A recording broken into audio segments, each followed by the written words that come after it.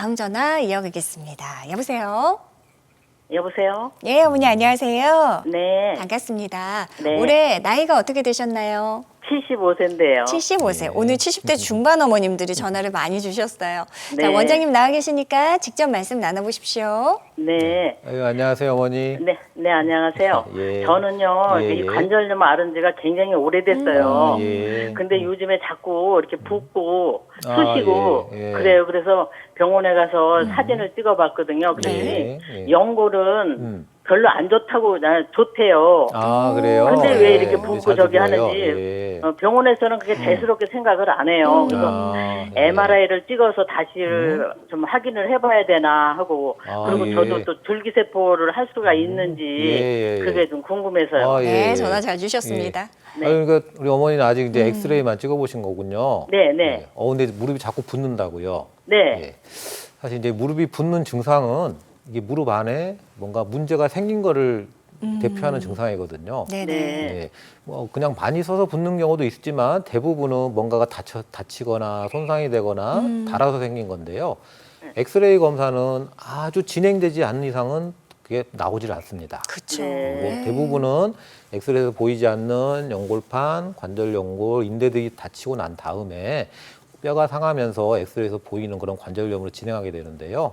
네. 우리 어머니 무릎이 일단 붓고 아프다. 그러시면은 그 물 뽑고 주사 맞는 게 중요한 게 아니고요. 그 네. 원인을 좀 확인을 해야 되거든요. 그럼요. 네. 그래서 그 원인을 확인하려면은 아까 말한 MRI 검사가 사실 가장 좋고요. 네. 그 MRI 검사가 가능한 그런 전문 병원에서 무릎 전문하는 분하고 같이 상의를 하시면 네. 그 원인도 알 수 있고 그 원인에 맞는 또 다양한 치료 방법을 아마 제시받을 수 있을 것 같습니다. 네. 이제 아마 엑스레이에서 안 나올 정도라 그러면은 아마 네. 초기일 가능성이 많고요. 네. 그렇다면은 아주 조그마한 치료로 다시 상태를 돌릴 수 있고 더 나빠지지 네. 않게 할 수 있고 더 진행 안 네. 되게 해줄 수 있는 그런 다양한 치료가 있고요. 뭐 네. 시술이 할 수도 있고 주사 치료할 수도 있고요. 혹시 줄기세포가 네. 필요할 수도 있습니다. 그렇지만 네. 어떤 게 할 수 있을지 아마 이런 거는 좀 검사를 한번 해보시고 예, 네. 전문가랑 상의를 하시면 예, 아주 속 시원한 답을 얻을 수 있을 것 같습니다. 네. 네. 어머니 그래도 엑스레이 상에서 연골판이 크게 달아지지 않을 정도로 보인다 하시면 그래도 네. 그동안 건강 관리 아주 잘하셨던 것 같아요. 예, 제가 예. 맞나요? 네.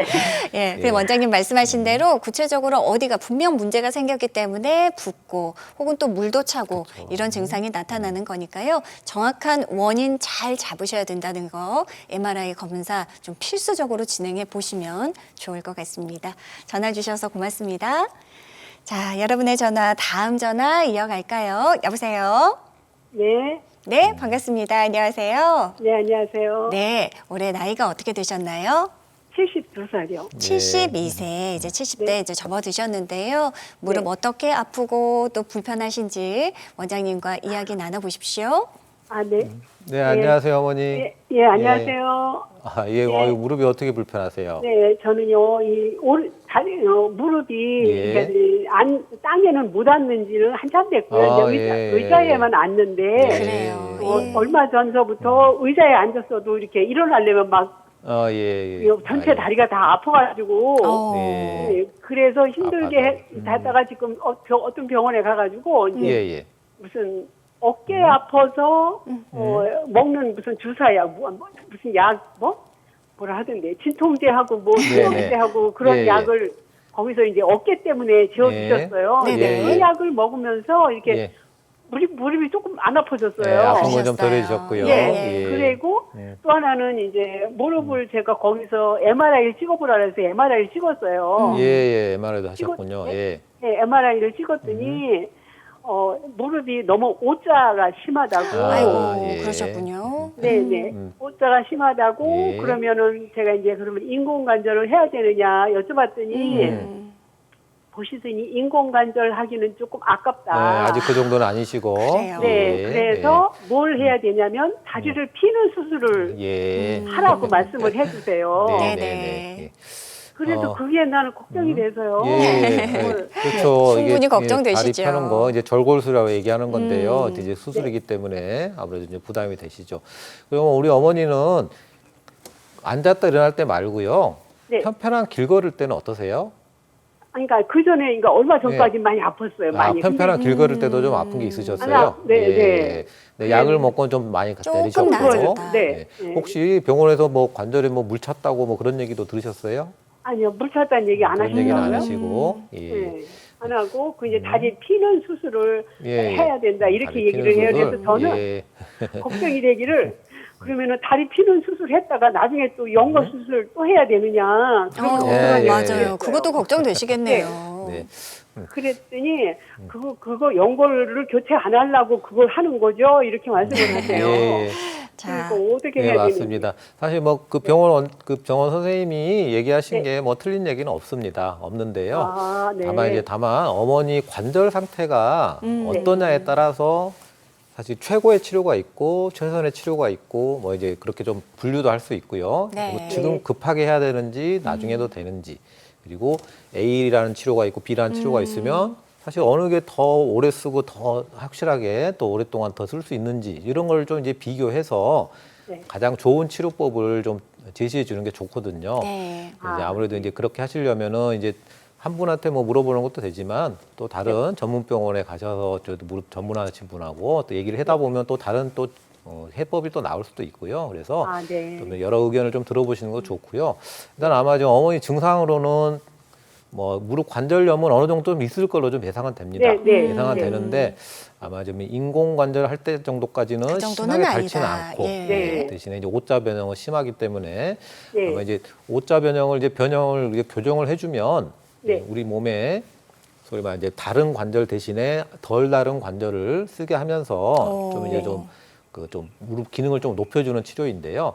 다만 네. 좀 단점이라면은 이게 평생 쓰는 치료는 아니기 때문에 네. 또 이제 어느 정도 또 나이 같은 걸 좀 따져보고서 네. 지금 꼭 이걸 해야 될까 이제 좀 고민을 좀 해야 되는 경우들이 있거든요. 네네. 그래서 이제 그런 거를 좀 같이 좀 따져봐야 되는데 좀 검사 결과들을 좀 자세히 제가 알 수 있으면 좀 자세히 얘기 드릴 수 있는데요.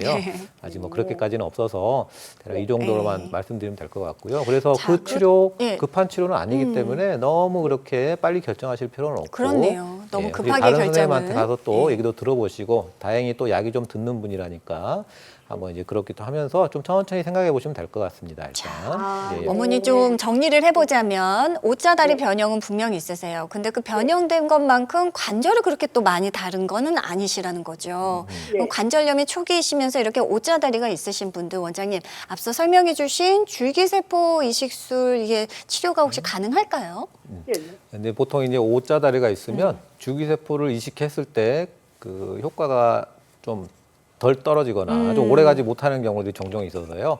오자 다리가 너무 심하다면은 교정을 좀 같이 하고 치료받는 게 치료 효과를 높이는 방법입니다. 그렇죠. 그래서 그러면은 곧바르게 피는 말씀하신 절골술과 함께 같이 병행은 할 수 있을까요? 네네 그렇게 하면은 사실 인공관절에 맞먹는 그런 효과도 얻을 수도 있는 그런 경우가 있는데요. 네네. 하나 그런 절골술이 꼭 필요한지라든지 줄기세포 이식술을 하면서 뭐 어떻게 할 수 있다든지 아니면 다른 부분이 문제가 생겨서 그렇다든지 뭐 주사 치료도 가능하다든지 이런 부분을 좀 다른 부분하고 다른 선생님하고도 좀 상의를 하셔가지고 네. 정확하게 알고서 천천히 느긋하게 결정하시고 이런 이제 일반적인 큰 수술들이 좀 들어가야 될 가능성이 있기 때문에 좀 천천히 결정하시고 하시는 게 좋고요. 네, 그리고 다른 여러 선생님 의견도 선생님의 들어보는 게 좋겠습니다. 예, 자문을 좀 구해보시고요. 저희가 지금 비슷한 사례인 것 같아서 화면으로 소개를 좀 해드려 볼까 합니다. 56세 굉장히 젊은 남성분이신데 줄기세포 이식술 전에 절골술을 함께 진행하신 분의 사례거든요. 원장님 저 사례 좀 소개해 주세요.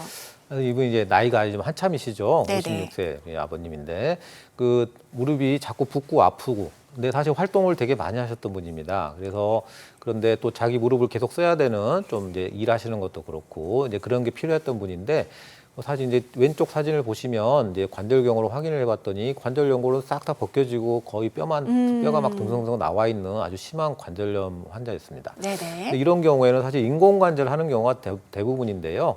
이분 연세도 그러시고 하시는 일도 그렇고 또한 이제 줄기세포에 대한 또 호응도가 있었어서 선호도가 있으셔가지고 그럼 줄기세포를 이용할 수 있는 치료를 먼저 한번 해보기로 했습니다. 다만 네. 이분은 이미 다리가 너무 오다리가 심했기 때문에 그 오다리를 유지한 채로 이렇게 줄기세포를 하게 되면은 줄기세포가 오래 가질 못합니다. 그래서 오다리를 펴주는 절골술한 치료를 같이 하면서 줄기세포를 시행했던 분이고요.